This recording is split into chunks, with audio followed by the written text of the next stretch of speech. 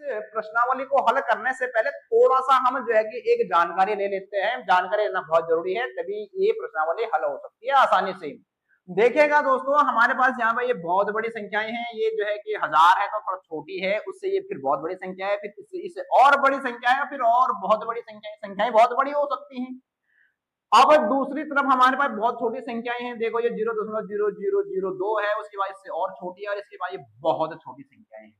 तो बस आपको ये समझना है मेरे दोस्तों कि इनको हल करने से पहले हमको क्या समझना है कि हमको जितनी बड़ी संख्या हो उनको एक के बराबर एक से बड़ा बनाना है, और जितनी भी छोटी संख्या हो उनको भी एक या एक से बड़ा बनाना है, लेकिन 10 से छोटा बनाना है। तो कहने का मतलब है कि 10 भी नहीं होना चाहिए, वो हो सकते हैं 1 2 3 4 5 6 7 8 9। समझ में आ गया होगा? नहीं आया तो अब हम इसको हल करेंगे, सॉल्यूशन निकालेंगे इसका, तो आपकी समझ में आसानी से आ जाएगा। चलिए दोस्तों, यहाँ पर मैं एक संख्या यहाँ से उठा लेता हूँ और एक संख्या मैं यहाँ से उठा लेता हूँ। कैसे हल करेंगे उसके बाद हम प्रश्नावली पे आते हैं। ध्यान से समझिएगा मेरे दोस्तों, इस संख्या को ही उठा लेते हैं। तो देखो भैया कितने जीरो हैं, 1 2 3 4 5 6 7 8 9 10। 10 जीरो है, फिर 15 है, तो कितना होता है? कौन पढ़े? इतने बड़ी संख्या को नहीं पढ़ सकते हम। तो इसीलिए जो है कि हम क्या करते हैं, एक लघु रूप, इसका शॉर्ट फॉर्म में लिखते हैं इसको, जिसको हम आसानी से क्या कर सकते हैं, पढ़ सकते हैं। अब दोस्तों संख्या कितनी भी बड़ी हो, मैंने क्या कहा, संख्या को क्या करना है, हमको एक या एक से बड़ा बनाना है और 10 से छोटा बनाना है। तो एक या एक से बड़ा बनाने के लिए हमको यहाँ पर दशमलव लाना पड़ेगा ना। क्या करना पड़ेगा? यहाँ पर दशमलव लगाना पड़ेगा, लेकिन दशमलव लगाने से ही तो काम नहीं चलेगा ना। दशमलव आएगा कैसे ये भी सीख लो। उसमें एक चीज आपको आनी चाहिए, अगर आती है तो बहुत अच्छी बात है, नहीं आती है तो फिर सीख लो कि दशमलव गुणा जब हम करते हैं तो दाएं तरफ खिसकता है। मल्टीप्लाई में, गुणा में जो पॉइंट होता है वो कहाँ खिसकता है? दाएं तरफ खिसकता है। और जब हम भाग करते हैं, जब हम डिवाइड करते हैं, तब दशमलव कहाँ खिसकता है? बाएं को खिसकता है। ये चीज भी बहुत जरूरी है मेरे दोस्तों। अगर ये दोनों चीज आपको आ गई ना, ये दोनों जो है कि नियम आपको पता हो गए कि मल्टीप्लाई में दशमलव पॉइंट आगे खिसकता है, दाएं तरफ खिसकता है, और भाग में, बट्टे में, डिवाइड में दशमलव क्या बाएं तरफ खिसकता है, तो उसके बाद ये चैप्टर या ये प्रश्नावली कोई बड़ी बात नहीं है। तो सीखते हम। अब यहाँ पे मैं क्या कहना चाह रहा हूं, यहाँ पे देखिएगा, यहाँ पे क्या है, ये 1 5 1 2 3 4 5 6 7 8 9 10। 1 2 3 4 5 6 7 8 9 10।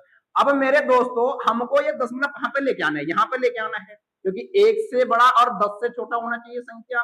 तो अब हम जब, मैंने क्या कहा, डिवाइड करेंगे ना इसको, क्या करेंगे मेरे दोस्तों, इसको डिवाइड करेंगे, और डिवाइड करने के लिए हमको कितने जीरो चाहिए? तो यहाँ पे कितने जीरो चाहिए, मतलब कितने प्लेस खिसकाना है इसको बाएं तरफ? दशमलव कहीं नहीं है तो कहाँ है? यहाँ पे है। तो यहाँ से हम इधर खिसकाएंगे इसको, तो कितने डिजिट चाहिए हमको? 1 2 3 4 5 6 7 8 9 10 11, यानी कि 11 प्लेस इधर खिसकाना है इसको। तो इसका मतलब ये क्या हो जाएगा, यहाँ पे हम इस, यहाँ पे 1 लिख देंगे और 11 जीरो लगा देंगे। 1 2 3 4 5 6 7 8 9 10 11। अगर हम इस 11 से इसको डिवाइड करते हैं तो हमको क्या करना है? देखो ये तो हमने अपनी मर्जी से लगा दिया ना इतना, तो इससे ही इसको मल्टीप्लाई भी करना है मेरे दोस्तों। जितना हमने यहाँ लिया उतना ही देना भी तो पड़ेगा। तो यहाँ पे एक के पीछे क्या करेंगे, हम 11 जीरो लगा देंगे। 1 2 3 4 5 6 7 8 9 10 11। समझ में आ गया? ये ऐसा होता है मेरे दोस्तों, इसलिए होता है कि अगर इससे तो ये कट जाएगा, अगर हम इसको हल करेंगे इससे क्या हो जाएगा, ये कट जाएगा तो संख्या तो हमारा वही रहेगी ना, संख्या हमारी वही बच जाएगी। समझ में आ रही है मेरी बात? अब हम क्या करेंगे, हमको दशमलव क्या करना है, बाएं तरफ को खिसकाना है। तब हम इन दोनों का इस्तेमाल करेंगे। क्या करना है, बाएं तरफ को खिसकाना है। तो अब हम इस बट्टे के साथ इसको हल करेंगे, और अगर हमको दाएं को खिसकाना है, अगर हमको दाएं को खिसकाना है, तब हम इन ऊपर वालों मल्टीप्लाई का इस्तेमाल करेंगे। इसको हम क्या करेंगे, छोड़ देंगे। ये हमको आना चाहिए। और इसके बाद मेरे दोस्तों अब हमको स्टैंडर्ड फॉर्म में लिखना है, इसको मानक रूप में लिखना है। तब आपको अब इन इतने इतने बड़ी संख्या लिखने की जरूरत है ही नहीं। देखो हम क्या करेंगे, इसका भी हम एक छोटा रूप लिख सकते हैं कि जितने जीरो हैं 10 की घात उतना हो जाएगा। कितना? 1 2 3 4 5 6 7 8 9 10 11 11 है ना मेरे दोस्तों। 11 जीरो है तो इस संख्या को इतनी बड़ी लिखने की जरूरत है ही नहीं है हमको, बहुत बड़ी संख्या है तो ये हो जाएगी 10 की घात 11। देखो अब हम छोटे छोटे लघु रूप में आने लगे हैं, मतलब हम इसका सोल्यूशन निकालने वाले हैं। तो अगर 10 की घात 11 तो इसमें भी तो 11 जीरो है, तो इसको भी हम क्या लिख सकते हैं मेरे दोस्तों, 10 की घात 11 लिख सकते हैं मेरे दोस्तों। ये आपकी समझ में आ गया होगा, बहुत बढ़िया है। अब जब ये 10 के पीछे यानी कि ये 1 के पीछे 11 जीरो है, इनका इस्तेमाल करेंगे तो दशमलव यहाँ पे था और इनको हल करेंगे यहाँ पर तो 0.5 खिसक जाएगा मेरे दोस्तों, यहाँ पे खिसक जाएगा, ये हो जाएगा 1.5। कितने जीरो, 1 2 3 4 5 6 7 8 9 10, तो 1 2 3 4 5 6 7 8 9 10, और यहाँ पे बट्टे तो नहीं आएगा, क्यों नहीं आएगा, क्योंकि ये हमने हल कर दिया तो ये 11 जीरो से दशमलव यहाँ खिसक गया हमारा, समझ में आ गया। और पीछे बच गया हमारा कितना, 10 की घात 11 मेरे दोस्तों। अब एक चीज मुझे ये बताइए, इतने जीरो रखने की भी जरूरत नहीं है, क्यों नहीं है, इसलिए नहीं है मेरे दोस्तों क्योंकि अगर हम 1.5 लिखें तब भी ये रुपया में मान लो इसको 1.5 रुपया है, ये 1 रुपया 50 पैसा है ये, और ये भी दोस्तों 1 रुपया 50 पैसा ही है। दशमलव की संख्या के बाद जीरो कितने भी लगा दो आप, उससे कोई फर्क नहीं पड़ता है। अब मैंने यहाँ पे 2 जीरो लगा दिया तब भी ये 1 रुपया 50 पैसा ही है। ये मत समझने की 1 रुपया 500 पैसा हो जाएगा, नहीं, 500 पैसा का तो 5 रुपया हो जाएगा, तब तो ये 6 रुपये हो जाएंगे, नहीं, ये 1 रुपया 50 पैसा ही है, और कितने भी जीरो लगा दो कोई फर्क नहीं पड़ता है, ये 1 रुपया 50 पैसा ही है, समझ में आ गया। तो यानी कि इस संख्या के बाद 0.5 के बाद हम कितने भी जीरो बना दें, बढ़ा दो उसको, लेकिन संख्या में कोई फर्क नहीं पड़ता है जी। तो इसका मतलब ये हुआ कि इन जीरो का कोई महत्व नहीं रह गया है, ये हम इसको 1.5 लिख सकते हैं, और गुणा गया 10 की घात हम क्या लिख सकते हैं, तो 11। जी दोस्तों यही है हमारा आंसर, देखो इतनी बड़ी संख्याओं को हमने स्टैंडर्ड फॉर्म में लिख दिया है, समझ में आ गई मेरी बात, बहुत बढ़िया। इसके बाद इस वाले प्रश्न को हम क्या करते हैं, हल करते हैं बहुत छोटे नंबर को, बड़े नंबर के लिए हम डिवाइड का इस्तेमाल करेंगे, मल्टीप्लाई वाले को वैसे ही छोड़ देंगे, छोटे नंबर के लिए हम मल्टीप्लाई का इस्तेमाल करेंगे, डिवाइड को वैसे ही छोड़ देंगे, ये आपको ध्यान रखना है। अब दोस्तों ये बहुत छोटा नंबर है, बहुत छोटी संख्या है, तो इसके लिए हम क्या लिखेंगे, देखो कितने जीरो है, 1 2 3 4 5 6 7 8 9 10 11, 11 जीरो है मेरे दोस्तों। तो यानी कि हम क्या लिख देंगे इसको, 1 2 3 4 5 6 7 8, यहाँ पे जगह नहीं हो रही है तो मैं इधर इधर लिख रहा हूँ मेरे दोस्तों, जरा ध्यान रखेंगे आप, क्या है इस वाली संख्या को कर रहा हूं मैं हल यहाँ पर, ठीक है, तो क्या है 0.1 2 3 4 5 6 7 8 9 10, 1 2 3 4 5 6 7 8 9 10, और यहाँ पे ये क्या है 7 है मेरे दोस्तों, 7 है। अब हमको दशमलव आगे खिसकाना है, कितना अंक आगे लेके जाना है, तो हमको ये संख्या क्या बनानी है, 1 से बड़ा 10 से छोटा, या 1 के बराबर 1 से बड़ा 10 से छोटा, तो यानी कि हमें इस दशमलव को यहाँ पर लेके आना पड़ेगा हमको, अरे नहीं लेके आना पड़ेगा, बिल्कुल लेके आना पड़ेगा, तभी तो ये संख्या क्या बनेगी, 7 बनेगी ना, 7 बन जाएगी, ये 1 से बड़ा है 10 से छोटा है, कोई दिक्कत नहीं है।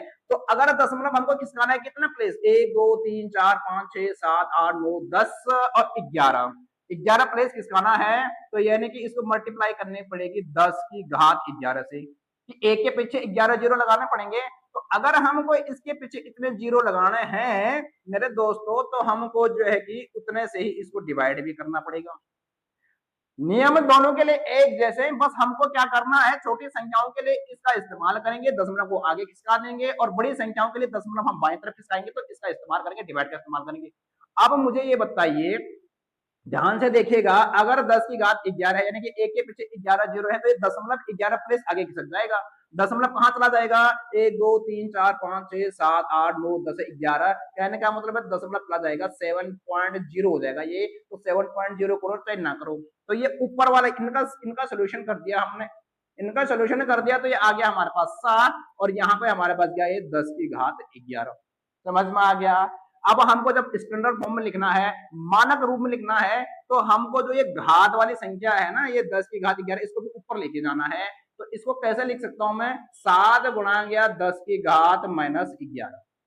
आपको रूल पता है ना कि a की पावर अगर -m होती है, तो इसको हम 1/a की घात m पॉजिटिव में लिख सकते हैं, ये तो हम प्रश्नावली 10.1 में पढ़ चुके हैं, समझ में आ रही है मेरी बात। तो थोड़ा सा आपको समझ में आ गया होगा और यही है इसका मानक रूप और स्टैंडर्ड रूप। समझ में आया? तो दोस्तों ये हो गया हमारा थोड़ा सा इंट्रोडक्शन का लंबा हो गया है, कोई बात नहीं, आपको सीखना है। इसके बाद हम करते हैं प्रश्नावली 10.2 का पहला क्वेश्चन। तो दोस्तों प्यारे साथियों, प्रश्न नंबर 1 दिया गया है, निम्न संख्याओं को मानक रूप में व्यक्त कीजिए। तो पहला जो प्रश्न दिया गया है 0.000000000085, इसको हमको मानक रूप में व्यक्त करना है। तो आपने अगर इंट्रोडक्शन ढंग से पढ़ा है, ढंग से समझ लिया है, तो ये प्रश्न कोई बड़ी बात हमारे लिए नहीं है। मानक रूप में लाने के लिए हमको इस दशमलव को कहां खिसकाना है, यहाँ पे खिसकाना है। संख्या को हमको 1 से बड़ा और 10 से छोटी बनानी है, 1 या 1 से बड़ी होनी चाहिए संख्या। तो यहाँ पे हम दशमलव लेके आएंगे। तो यहाँ पे देखिएगा इसका जो सोल्यूशन निकलेगा क्या है, ये 0 कितने जीरो है, 1 2 3 4 5 6 7 8 9 10 11, 1 2 3 4 5 6 7 8 9 10 11 मेरे दोस्तों। और यहाँ पे है ये 8 5 मेरे दोस्तों, समझ में आ गया। अब इस संख्या को हमको दाएं तरफ खिसकाना है, कहां पे लेके आना है दोस्तों, यहाँ पे लेके आना है। संख्या को 8 और 5 के बीच में लेके आना है। तो संख्याओं को गिन देंगे, कितने नंबर है ये, कितने हैं, 1 2 3 4 5 6 7 8 9 10 11 12 है ना ये, यानी कि 12 संख्याओं को, यानी कि इस दशमलव को 12 संख्या आगे लेके आनी है। तो यानी कि हम इसको क्या करेंगे, 10 की घात 12 कर देंगे मेरे दोस्तों। एक के पीछे हम 12 जीरो लगाएंगे तो 0.5 तक जाएगा हमारा, यहाँ पे आ जाएगा संख्या जो है कि 1 से 10 के बीच में हो जाएगी। अगर हमको क्या करना है, इस संख्या को 10 की घात 12 से गुणा करना है, तो भाई 10 की घात 12 से इसको मल्टीप्लाई, वो डिवाइड भी करना पड़ेगा। इसको भाग भी उतने संख्या से करना है जितने से मल्टीप्लाई करना है। इससे क्या होगा, हम इस संख्या से इस संख्या को काट देंगे तो इस संख्या में कोई फर्क नहीं पड़ेगा। तो अब क्या हो जाएगा, अब हमने कहा था छोटी संख्या को हमको बड़ी संख्या बनाना है, एक से छोटी अगर संख्या है बड़ी बनानी है, तो हम इस मल्टीप्लाई वाले का इस्तेमाल करेंगे, ऊपर वाले का इस्तेमाल। तो इस 10 की घात 12 यानी कि 1 के पीछे 12 जीरो है, तो ये दशमलव आगे खिसक जाएगा। दशमलव आ जाएगा कहां पे, गिनो, 1 2, यहाँ पे आ जाएगा 1 2 3 4 5 6 7 8 9 10 11 12, दशमलव यहाँ पे खिसक जाएगा। तो ये आ जाएगा 8.5। ये ऊपर वाले से तो ये दशमलव आगे खिसक गया और इसके बट्टे में बच गया 10 की घात, क्या बच गया मेरे दोस्तों, 12 बच गया है। अब इसको हमको अगर एक मानक रूप में लिखना, स्टैंडर्ड फॉर्म में लिखना है, तब ये हो जाएगा 8.5 गुणा गया इस 10 की घात 12 को अगर हम ऊपर लेके जाएंगे तो ये हो जाएगा 10 की घात -12। यही हो जाएगा दोस्तों हमारा आंसर। ये तो हम सिखा चुके हैं ना आपको कि जब हमारे पास ये संख्या ऊपर जाती है तो क्या हो जाएगी, ये घात माइनस में हो जाएगी।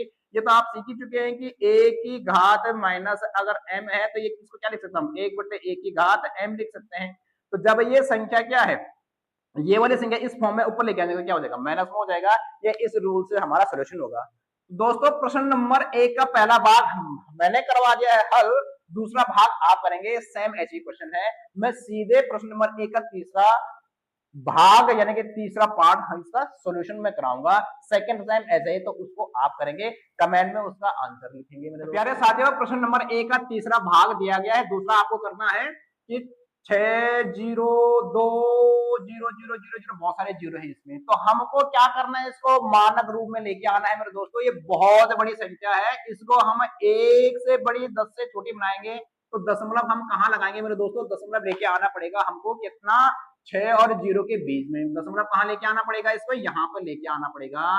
तो हम क्या करेंगे कि हम कुछ नहीं करेंगे, यहाँ पर देखो क्या क्या कर रहा हूं मैं, 602 कितने जीरो है, 1 2 3 4 5 6 7 8 9 10 11 12 13 है। तो यानी कि 1 2 3 4 5 6 7 8 9 10 11 12 13।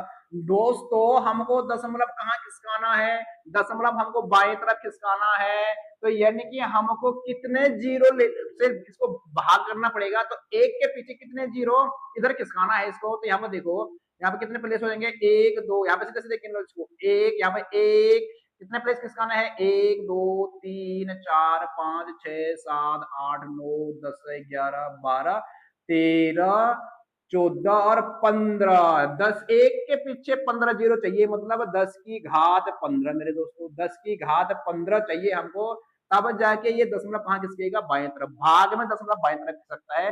तो अगर 10 की घात 15 से हम इसको भागा करेंगे, तो यानी कि 10 की घात 15 से हमको इसको क्या करना पड़ेगा, इसको मल्टीप्लाई भी करना पड़ेगा। ऐसा क्यों करते हैं, ऐसा इसलिए करते हैं कि अगर हम 10 की घात 15 से 10 की घात 15 को क्या कर सकते हैं, काट सकते हैं, तो इस संख्या में कोई फर्क पड़ेगा नहीं, संख्या तो हमारी वही रहेगी।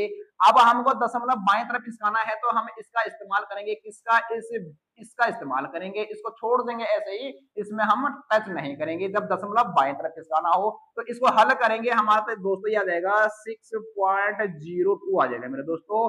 अब इसके बाद इन आगे वाले जीरो को रखो चाहे ना रखो, तो रखने की कोई जरूरत ही नहीं है। और ये आ जाएगा हमारे पास, गुणा गया इस 10 की घात 15 से, तो ये दशमलव यहाँ खिसक गया, बच गया हमारे पास क्या, 10 की घात 15, और यही आ जाएगा दोस्तों हमारा आंसर।